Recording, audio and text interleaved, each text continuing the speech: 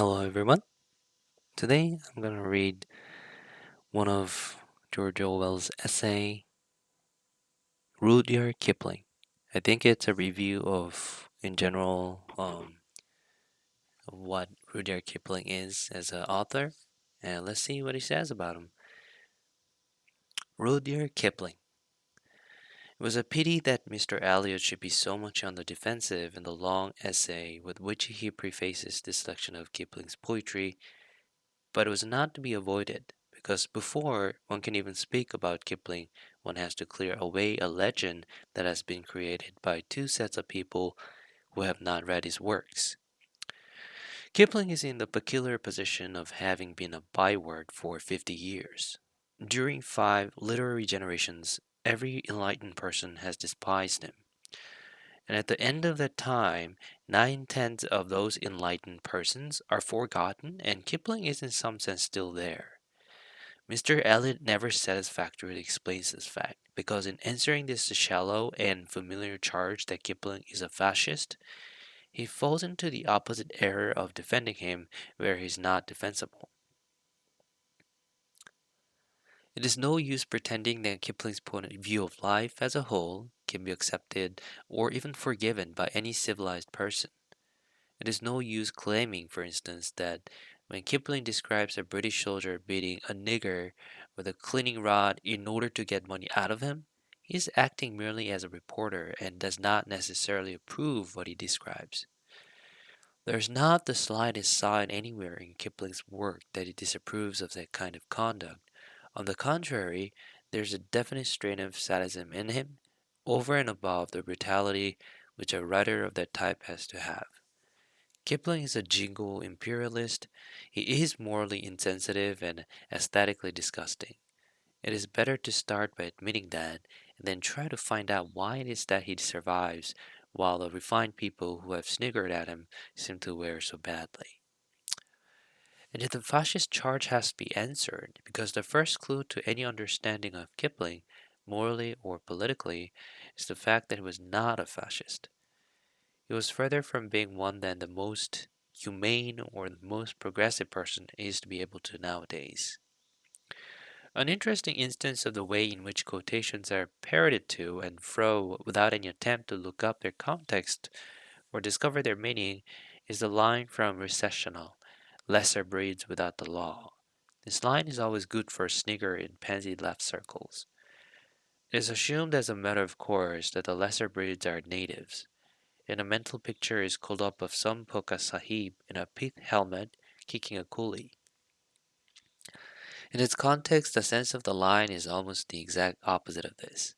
The phrase lesser breeds refers almost certainly to the Germans, and especially the pan German writers, who are without the law in the sense of being lawless, not in the sense of being powerless. The whole poem, conventionally thought of as an orgy of boosting, is a denunciation of power politics, British as well as German. Two stanzas are two stanzas are worth quoting. I am quoting this as politics, not as poetry. If drunk with sight of power, we lose wild tongues that have not thee in awe. Such boastings as the Gentiles use, or a lesser breach without the law, Lord of God of hosts, be with us yet, lest we forget, lest we forget. For hidden heart that puts our trust in reeking tube and iron shard, all valiant dust that builds on dust, and guarding, calls not thee to guard. For frantic boast and foolish word, the mercy on thy people, Lord. Much of Kipling's phraseology is taken from the Bible, and no doubt in the second stanza he had in mind the text from Psalm 127. Except the Lord build the house, they labor in vain that build it. Except the Lord keep the city, the watchman waketh but in vain. It is not a text that makes much impression on the post-Hitler mind. No one in our time believes in any sanction greater than military power. No one believes that it is possible to overcome force except by greater force. There's no law, there's only power. I'm not saying that that is a true belief, merely that it is the belief that is a true belief, merely that it is the belief which all modern men do actually hold. Those who pretend otherwise are either intellectual cowards or power worshippers under a thin disguise, or have simply not caught up with the age they are living in. Kipling's outlook is pre-fascist. He still believes that pride comes outlook is pre-fascist. He still, oh man, he still believes that pride comes before a fall and that the gods punish hubris. He does not foresee the tank, the bombing plane, the radio, and the secret police or their psychological results. But in saying this, does not one unsay what I said about above about Kipling's jingoism and brutality? No, no. One is merely saying that the 19th century imperialist outlook and the modern gangster outlook are two different things. Kipling belongs very definitely to the period 1885 to 1902. The Great War and its aftermath embittered him, but it shows little sign of having learned anything from any event later than the Boer War. He was the prophet of British imperialism in its expansionist phase, even more than his poems. His solitary novel, The Light That Failed, gives you the atmosphere of that time.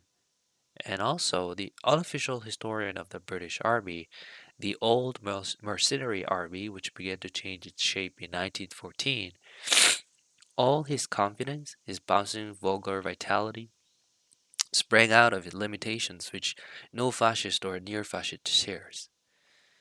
Kipling spent the later part of his life in sulking, and no doubt it was political disappointment rather than literary vanity that accounted for this.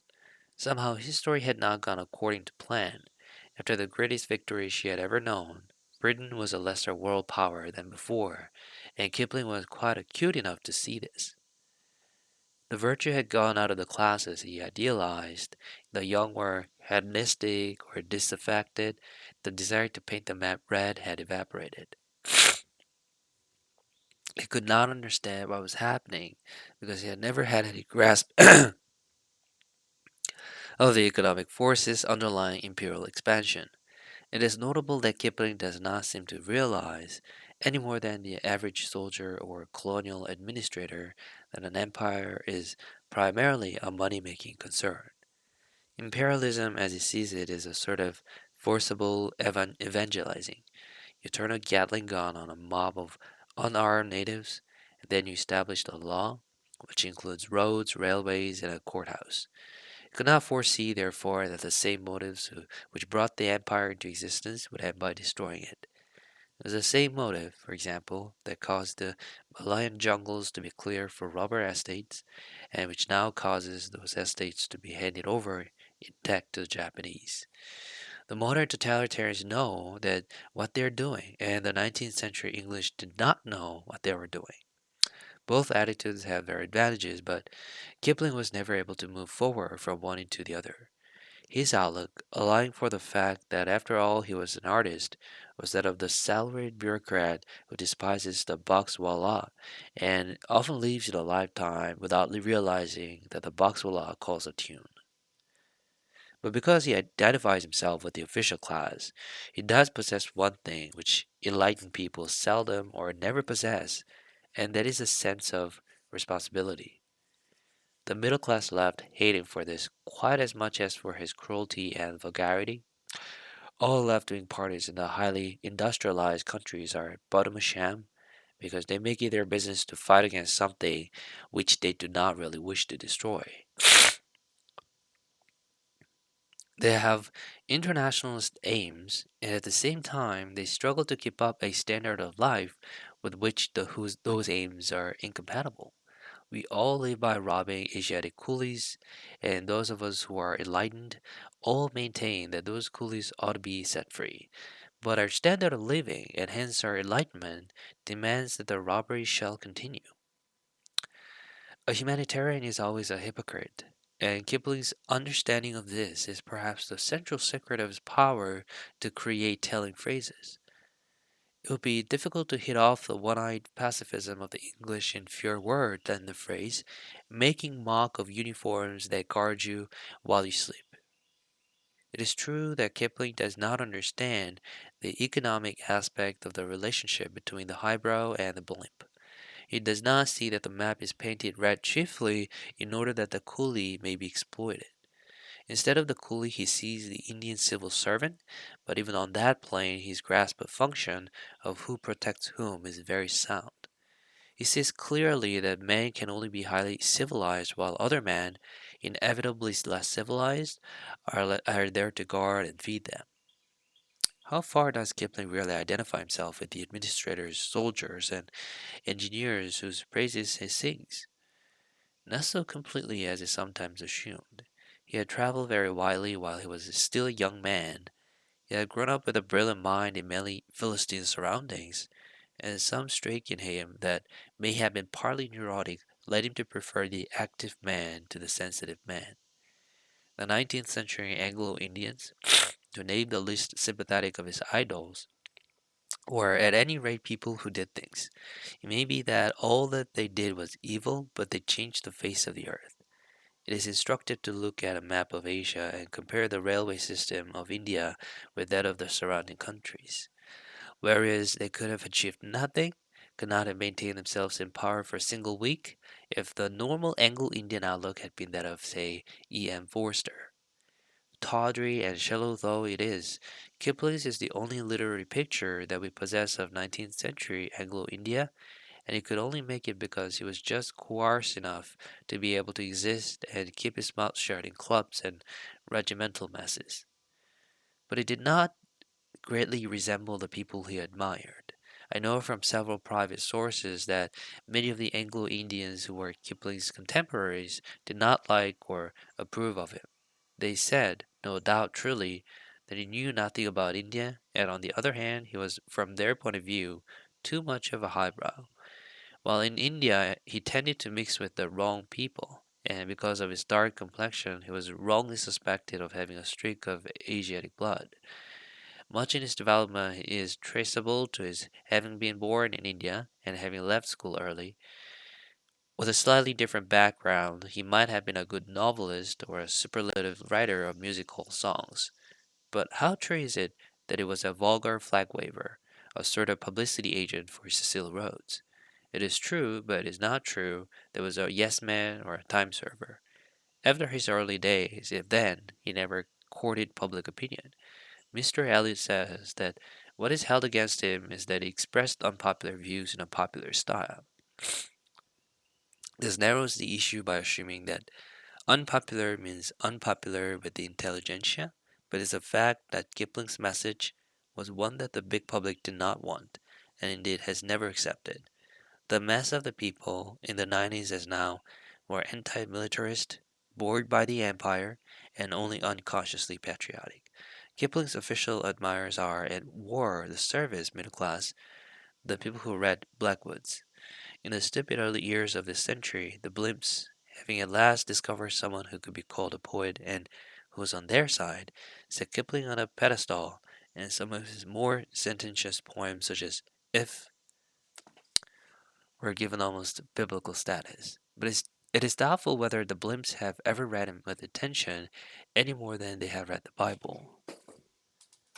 Much of what he says they could not possibly approve. Few people who have criticized England from the inside have said bitterer things about her than this gutter patriot. As a rule, it is the British working class that he's attacking, but not always. The phrase about the flannel fools at the wicket and the muddy hoofs at the goal sticks like an arrow to this day and is aimed at the Eton and Harrow match as well as the cup tie final. Some of the verses he wrote about the Boer War have a curiously modern ring so far as their subject matter goes. Stellenbosch, which must have been written about 1902, sums up what every excuse me, sums up what every intelligent infantry officer was saying in 1918, or is saying now for that matter. Kipling's romantic ideas about England and the Empire might not have mattered if he could have held them without having the class prejudices which at that time went with them. If one examines his best and most representative work, his soldier poems, especially barrack room ballads, one notices that what more than anything else spoils them is an underlying air of patronage. Kipling idealizes the army officer, especially the junior officer, and that to an idiotic extent, but the private soldier, though lovable and romantic, has to be a comic. He's always made to speak in a sort of stylized cockney, not very broad, but with all the H's and final G's carefully omitted. Very often, the result is as embarrassing as the hubris recitation at a church social, and this accounts for the curious fact that one can often improve Kipling's poems, make them less vicious and less blatant, by simply going through them and transplanting them from Cockney into standard speech. This is especially true of his refrains, which often have a truly lyrical quality.